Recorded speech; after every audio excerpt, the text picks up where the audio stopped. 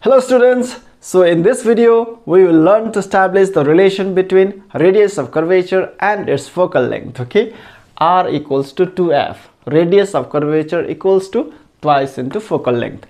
So this relation r equals to 2f is valid for both the mirrors, that is concave mirror and as well as convex mirror. So if you watch this video till the end without skipping any part of it, I am definitely sure that you will learn to establish the relation by yourself. Okay, so let's begin. Let us consider a paraxial ray incident on a concave mirror. Okay, this is concave mirror.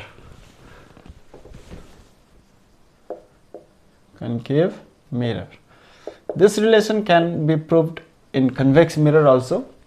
I have chosen this concave mirror for the time being. Okay, in this video I have chosen concave mirror, but this relation can be proved in convex mirror as well. So let us consider a paraxial ray incident in a concave mirror of a small aperture.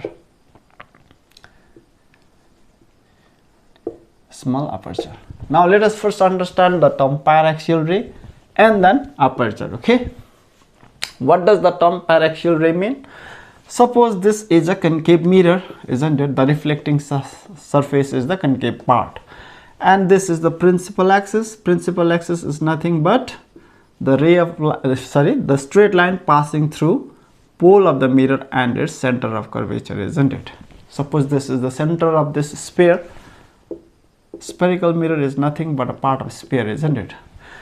Center of sphere is C and pole of the mirror is this. Okay, a straight line passing through center of curvature and pole of the spherical mirror is called the principal axis.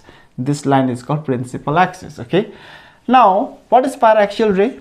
Paraxial ray is the ray of light that is incident on a spherical mirror which is very close to principal axis and parallel to principal axis. Okay, the ray of light incident on a mirror, spherical mirror, this applies to both the convex and concave mirror. Okay, I am taking an example of concave mirror here. So a ray of light incident on a spherical mirror, and the ray of light should be very close to principal axis and parallel to principal axis. That type of ray of light is called paraxial ray. Paraxial ray means ray of light incident on a spherical mirror which is very close to and parallel to principal axis. I hope you got this now. Now let us understand the term aperture. So I told you earlier, spherical mirror is nothing but a part of a sphere, isn't it? So this is a sphere. So if I cut this sphere and make a spherical mirror here, isn't it? So this is a spherical mirror. Whether this is a concave mirror or a convex mirror, that will depend upon the reflecting surface. If the reflecting surface is the convex side, then this is the convex mirror, and if the reflecting surface is in the concave side, then this is a concave mirror, isn't it? But if I cut this sphere, a very small part of it, okay, a very small part of it. So now this small part of the mirror, the small part of the sphere is this, isn't it? Let me draw properly. Okay, so this is a spherical mirror of very small aperture. A very small part of sphere is called spherical mirror of small aperture. Okay, this is somewhat like a straight line, isn't it? It is though even a curved, but it somewhat looks like a straight line, a little bit curved than straight line. Okay, now we have considered a paraxial ray incident on a concave mirror of small aperture. So let us draw the diagram. To make you understand, I am drawing a quite bigger one, but we must assume that this mirror is of very small aperture. Okay, so this is the principal axis, isn't it?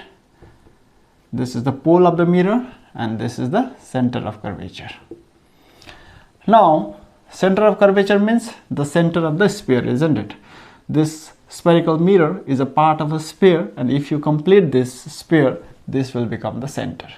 So now a ray of light which is very close to and parallel to principal axis is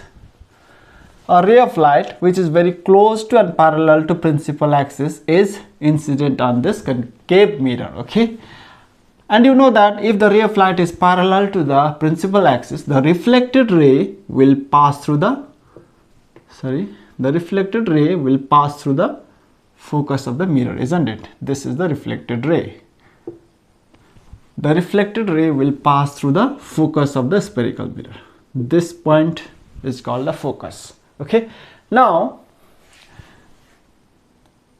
a line from the center of curvature to the reflecting surface is the normal to the point of incidence. Okay, this line from center of curvature to the reflecting part, okay, where the incident ray is being incident, okay, this line is called the normal to the point of incidence.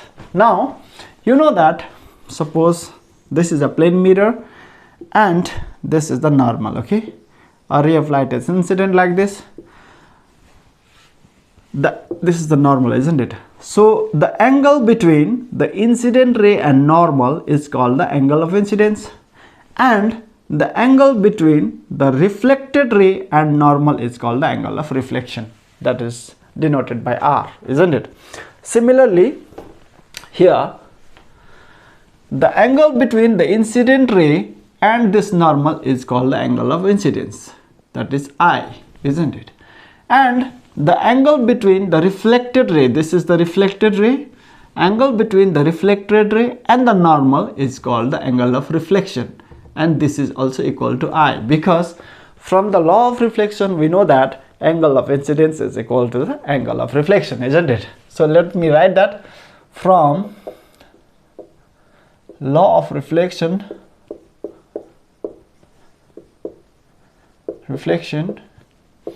we can say, suppose this is ED, okay, ED is the incident ray, angle EDC, angle EDC means this angle, isn't it?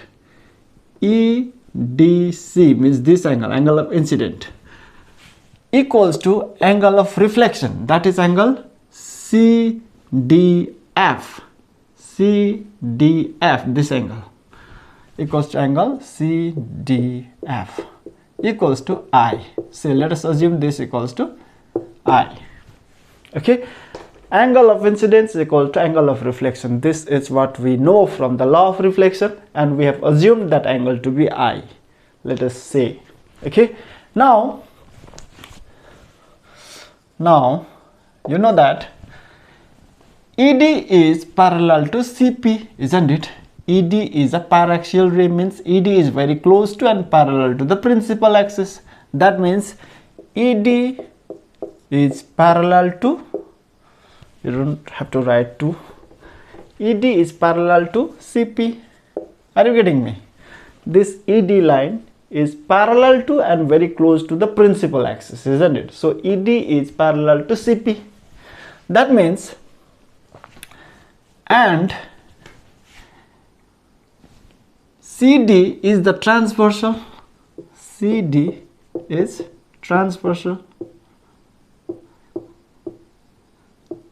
Are you getting me? Suppose this is a parallel line, this and this two are the parallel lines. Okay, so if I draw a line here, this is called the transversal, and what we know is this angle and this angle are equal to each other, and this angle and this angle is called alternate angles, isn't it?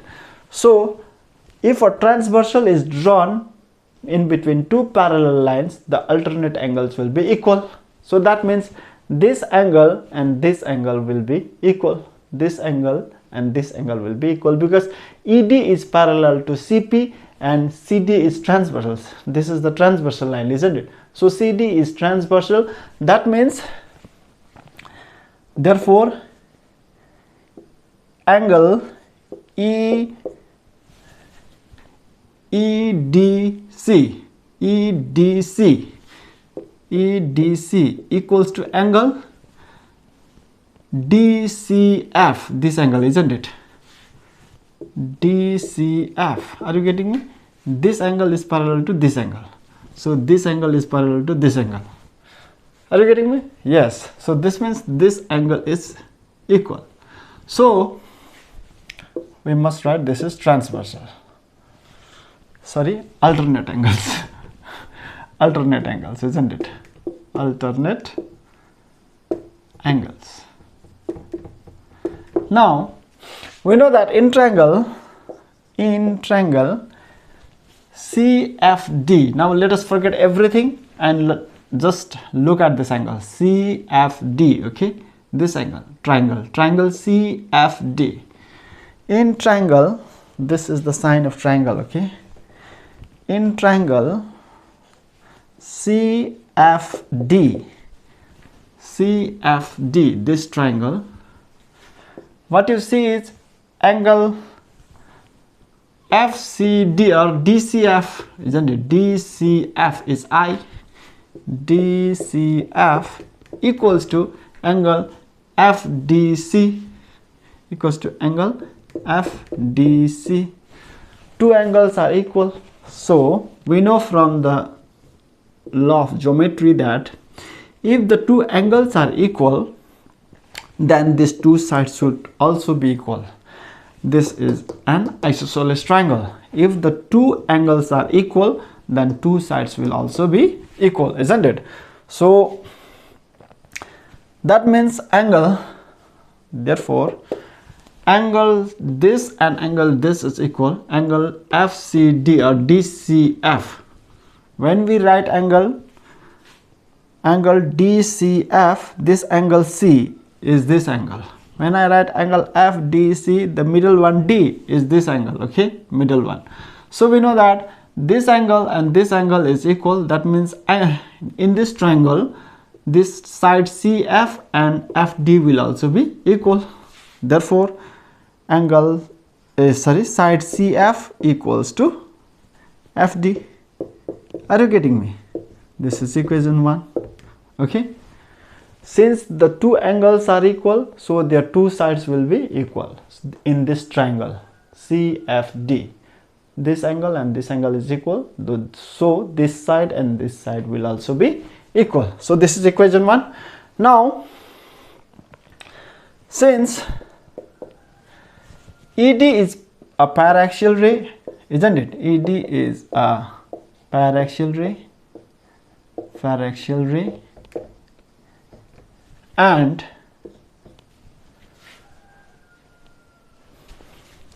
aperture of the mirror is very small. Aperture of the mirror is very small.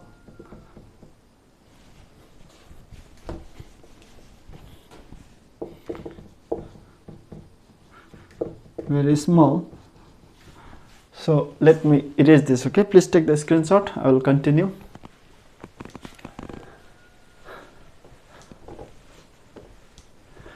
Now we have, since this ED is very close to this line, principal axis, isn't it? So close to this. Okay, this line ED is very close to principal axis. Then you can say, therefore you can say FD is more or less equal to FP. Okay, I think you didn't understand this. Now let's assume this. I'll make you understand this. Okay, now if I draw a circle taking this as a center with a compass and a pencil. Okay, the needle of the compass is here and the pencil is here. If I try to draw a circle, then what happens is this line goes somewhere here, isn't it? If I draw a circle, taking this as a center, needle of the compass here and the pencil of the compass here, if I draw, then the line will come here, because this is a part of a sphere and the center of the sphere is this. But if I draw, taking the center as F, putting the needle of the compass here and the pencil here, then the line will go somewhere here, isn't it? Are you getting me? Yes. Now, but if the mirror is of very small aperture, so this is the principal axis and the paraxial ray is very close to here. That means these two lines are very close to each other, means this is somewhat a straight line, isn't it? But if you take in a larger part, this is a part of a curve, but this line here is very close to each other, means this is somewhat a straight line. So that means this line, if you take here the point of the needle and the pencil here, then it will meet here. Okay, so just to show you, I have drawn a bigger image, but actually this line is very close to principal axis, and if this line is very close to principal axis, and if you put the needle of the compass here and draw a circle, then it will very close, it will more or less, it will meet the point P. Okay, it will meet the point P. That means FD, the line FD is similar to or very close to FP. Okay, FD is more or less equal to FP. Are you getting me? Because ED is very close to CP, very close. That means FD is more or less equal to FP. Okay, now since we know that CP, this is CP, isn't it? CP is the radius of the curvature. CP is the center of the curvature, radius of the curvature, not center of the curvature. CP is the radius of the curvature. That means from the center of curvature to the pole is the CP. CP equals to CF plus FP, isn't it? CP equals to CF plus FP, or CP equals to, what is CF? CF equals to FD from 1. FD, you can write FD plus FP. From equation 1, CF equals to FD, or CP equals to, what is FD? FD is very close to FP, isn't it? Very close to FP plus FP. This FP comes as it is. CF is FD. So instead of CF, we write FD. From equation 1, CF equals to FD. And from equation 2, FD is very close to FP. FD is equal to FP. Okay. Now, or CP equals to FP plus FP is 2FP, isn't it? So what is FP? FP means the distance between the pole of the mirror and its focus, that is called focal length. So therefore we can say CP is the radius of the curvature. Distance from the pole to the center of curvature is called radius of curvature, that is R. And 2 FP, FP is the distance from pole to the focus, that is called the focal length, 2F.